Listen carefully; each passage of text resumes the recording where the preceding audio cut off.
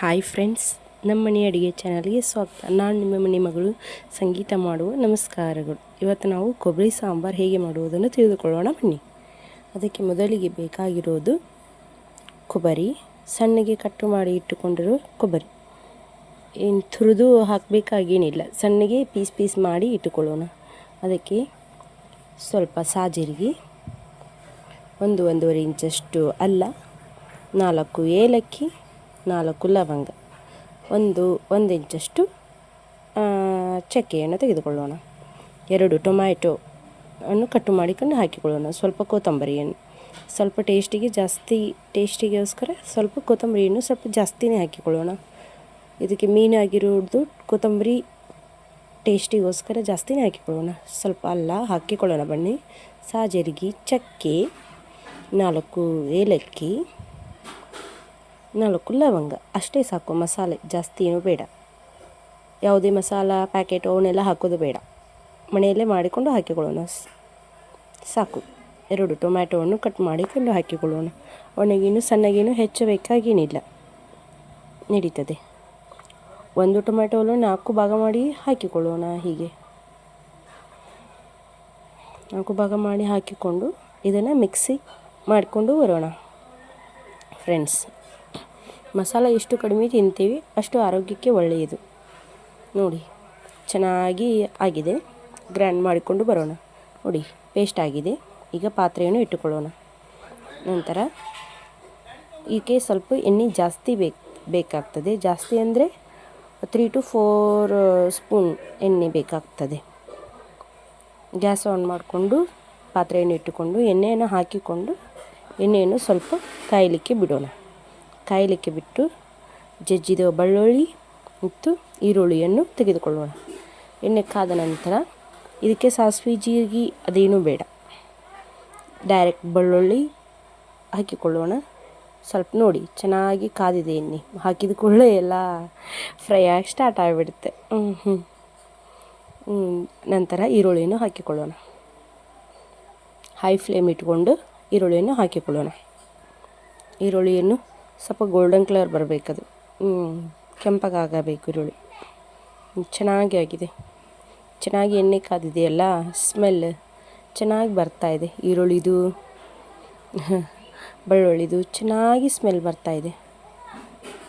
ಗೊತ್ತಾಗ್ತದೆ, ಹಸಿ ವಾಸನೆ ಎಲ್ಲ ಹೋಗ್ತದೆ. ಇದು ಸ್ವಲ್ಪ ಕಾಯಲಿಕ್ಕೆ ಕೆಂಪಗೆ ಗೋಲ್ಡನ್ ಕಲರ್ ಆಗಲಿ.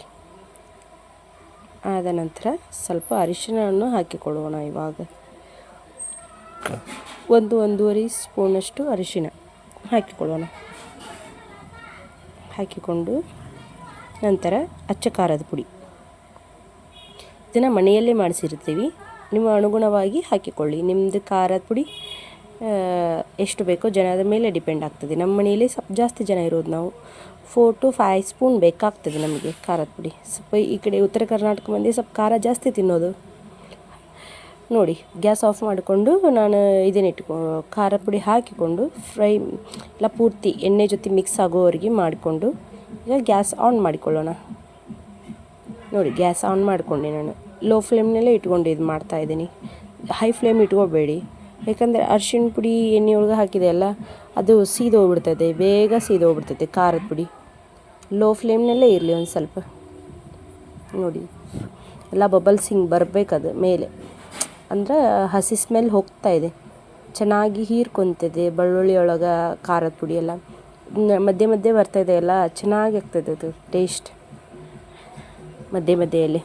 ಈಗ ಪೇಸ್ಟ್ ಮಾಡಿ ಇಟ್ಕೊಂಡಿರ್ತೇವಲ್ಲ, ಈ ಪೇಸ್ಟನ್ನು ತೆಗೆದುಕೊಂಡು ಪೇಸ್ಟ್ ಹಾಕೋಣ. ಈಗ ಹಾಗೆಲ್ಲ ಮಿಕ್ಸಿ ಗ್ರೈಂಡರ್ ಮಾಡ್ಕೊಂಡ್ಬಂದ್ವಲ್ಲ, ಕೊಬ್ಬರಿ, ಅಲ್ಲ, ಚಕ್ಕೆ, ಏಲಕ್ಕಿ, ಲವಂಗ, ಕೊತ್ತಂಬರಿ ಇವೆಲ್ಲವೂ ಪೇಸ್ಟ್ ಮಾಡಿದ್ವಲ್ಲ, ಅದನ್ನೇ ಹಾಕಿಕೊಳ್ಳೋಣ. ಇವಾಗ ಹಾಕಿಕೊಂಡು ಎಣ್ಣೆಯಲ್ಲಿ ಪೂರ್ತಿ ಚೆನ್ನಾಗಿ ಹೊಂದ್ಕೋಬೇಕದು. ಎಣ್ಣೆಯಲ್ಲಿ ಪೇಸ್ಟ್ ಎಲ್ಲ ಪೂರ್ತಿ ಚೆನ್ನಾಗಿ ಹೊಂದ್ಕೋಬೇಕು. ನೋಡಿ, ಎಲ್ಲ ಪೂರ್ತಿ ಕೈ ಆಡಿಸ್ತಾನೆ ಇರಬೇಕು, ಖಾರ ಸೀದೋಗ್ಬಿಡ್ತದೆ. ಇಲ್ಲ ಅಂದರೆ ಬೇಗ 5 to 10 ಸೆಕೆಂಡ್ಸ್ ಸಾಕು. ಕೈ ಆಡಿಸಿ ಮೇಲೊಂದು ಪಾತ್ರೆಯನ್ನು ಮುಚ್ಚಿ ಇದು ಮಾಡೋಣ ಅಂತ. ಅದಕ್ಕೆ ಲೋ ಫ್ಲೇಮ್ನಲ್ಲೇ ಇರಲಿ ಗ್ಯಾಸ್. ಲೋ ಫ್ಲೇಮ್ನಲ್ಲೇ ಇಟ್ಟು ಅದಕ್ಕೊಂದು ಪಾತ್ರೆ ಮುಚ್ಚೋಣ. ಇವಾಗ 5 ಮಿನಿಟ್ಸ್ ಬೇಕಾಗ್ತದೆ. ಅದು ಸ್ವಲ್ಪ ಮೇಲೆಲ್ಲ ಚೆನ್ನಾಗಿ ಬಬಲ್ಸ್ ಟೈಪ್ ಬರಬೇಕದು.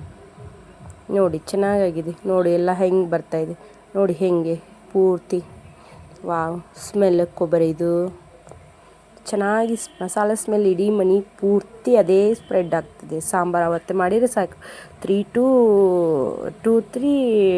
ಡೇಸ್ವರೆಗೂ ಕೆಡೋದಿಲ್ಲ ಸಾಂಬಾರು. ಬೆಳಗ್ಗೆ ಒಂದು ಟೈಮು, ಸಾಯಂಕಾಲ ಒಂದು ಟೈಮ್ ಬಿಸಿ ಮಾಡಿಟ್ಬಿಟ್ರೆ ಸಾಕು, ಮಸ್ತ್. ಎಲ್ಲ ನಮ್ಮ ಸೈಡ್ ಕಟಕ್ ರೊಟ್ಟಿ ಜಾಸ್ತಿ ಎಲ್ಲ ತಿನ್ನೋದು.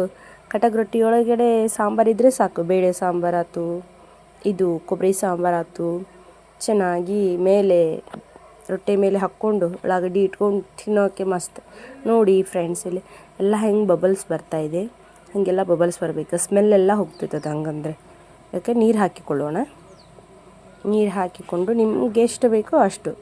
ಈಗ ಪಲ್ಯ ಏನೂ ಮಾಡಿಲ್ಲಪ್ಪ ಅಂತಂದರೆ ಸಾಂಬಾರೊಳಗೆ ಪೂರ್ತಿ ತಿನ್ಬಿಡು, ಅಂದ್ರೆ ರೈಸ್ ರೊಟ್ಟಿ ಎಲ್ಲ ಅದರೊಳಗೆ ಮಾಡಿಬಿಟ್ರೆ ಅಂತಂತೇಳಿ ನೋಡಿ ಥಿಕ್ನೆಸ್. ಆ ರುಚಿಗೆ ತಕ್ಕಷ್ಟು ಉಪ್ಪನ್ನು ಹಾಕಿಕೊಳ್ಳಿ. ನೋಡಿ ಥಿಕ್ನೆಸ್ ನೋಡಿ. ಇವಾಗೆ ಎತ್ತಿ ನೋಡಿಲ್ಲ ಸ್ಪೂನ್ನೊಳಗೆ ಹೇಗೆ ಕಾಣ್ತಾ ಇದೆಯಲ್ಲ ನೋಡಿಗ. ನೋಡಿ ಫ್ರೆಂಡ್ಸ್ ಹೇಗೆ ಕಾಣ್ತಾ ಇದೆ ನೋಡಿ. ಇಷ್ಟು ಸಾಕಾದರೆ ರೊಟ್ಟಿ ಮತ್ತು ಪಸ್ಸು ರೈಸ್ ಒಳಗೆ ಬೇಕಾಗ್ತದೆ. ಇಷ್ಟು ಚೆನ್ನಾಗಾಗ್ತದೆ. ಈಗೊಂದು 5 ನಿಮಿಷ ಆದರೂ ಕುದೀಲಿ ಇರಲಿದು ಪೂರ್ತಿ. ನೋಡಿ ಬಾಯಿ ಮುಚ್ಚಿ ಬೇಗ ಕುದೀತದೆ. ಮೇಲೆ ಒಂದು ಪಾತ್ರೆ ಇಟ್ಟರೆ ನೋಡಿ ಕುದೀತಾ ಇದೆ. ಹಾ ಸ್ಮೆಲ್ ಮಸ್ತ್. ನಮ್ಮೂರಲ್ಲಿ ಇದೊಂದು ಮಾಡಿಬಿಟ್ರೆ ಹಬ್ಬ ಇದ್ದಂಗೆ. ಎಲ್ಲರ ಮನೆಯಲ್ಲೂ ಕಂಪಲ್ಸರಿ ಅಂದರೆ ಮಾಡ್ತಾರೆ ಕೊಬ್ಬರಿ ಸಾಂಬಾರು. ಅಂದರೆ ಈ ಸೈಡ್ ಎಲ್ಲ ಗಜೇಂದ್ರಗಡ ಸೈಡೆಲ್ಲ ಮಂದಿ ಭಾಳ ಇಷ್ಟ. ಚೆನ್ನಾಗಾಗಿದೆ. ಲೈಕ್ ಮಾಡಿ, ಫಾಲೋ ಮಾಡಿ, ಸಬ್ಸ್ಕ್ರೈಬ್ ಮಾಡಿ ಫ್ರೆಂಡ್ಸ್. ಫಸ್ಟ್ ವಿಡಿಯೋ ಇದು, ಸಪೋರ್ಟ್ ಮಾಡಿ ಪ್ಲೀಸ್.